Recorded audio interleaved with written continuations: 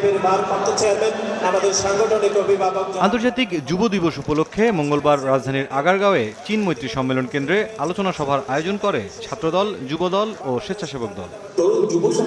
যুব সমাজের প্রত্যাশা ও বিএনপির পরিকল্পনায় আগামীর বাংলাদেশ শীর্ষক এই আলোচনায় ভার্চুয়ালি যোগ দেন দলের ভারপ্রাপ্ত চেয়ারম্যান তারেক রহমান।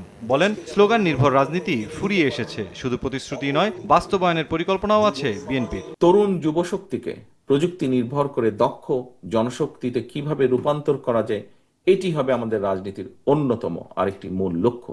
প্রতিশোধ, প্রতিহিংসা এড়িয়ে সাহস এবং সততার সঙ্গে এগিয়ে গেলে আমি বিশ্বাস করি বাংলাদেশের সামনে সমৃদ্ধির সম্ভাবনার সকল দ্বার উন্মুক্ত।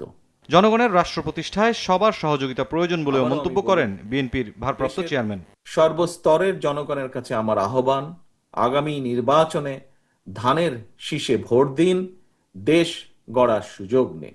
আলোচনা সভায় 2026 সালের ফেব্রুয়ারিতে নির্বাচনের কৃতিত্ব তারেক রহমানকে দেন বিএনপি মহাসচিব। সুষ্ঠু অবাধ নির্বাচন আয়োজনে প্রস্তুতি নিতে সহযোগী সংগঠনের নেতাকর্মীদের তাগিদ দেন তিনি। আমাদের নেতার দূরদৃষ্টির কারণে 2026-এর ফেব্রুয়ারি মাসে নির্বাচনটাকে নিয়ে এসেছে। এখন আমাদের কাজ হচ্ছে এই নির্বাচনটা যেন সুষ্ঠুভাবে সম্পন্ন। আমাদের দিকে আঙুল তুলে কেউ যেন দেখিয়ে বলতে না পারে যে আমরা আওয়ামী লীগের তোর করে নিয়ে গেছি।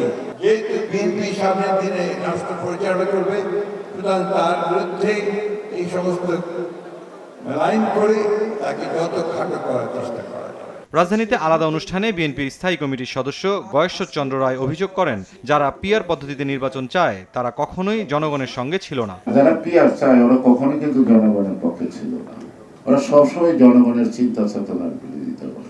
এ সময় সংস্কার ইস্যুতে অন্তর্বর্তী সরকারের সমালোচনা করেন বিএনপি নেতা গয়েশ্বর। মুরসালিন হক জুনায়েদ, সময় সংবাদ, ঢাকা।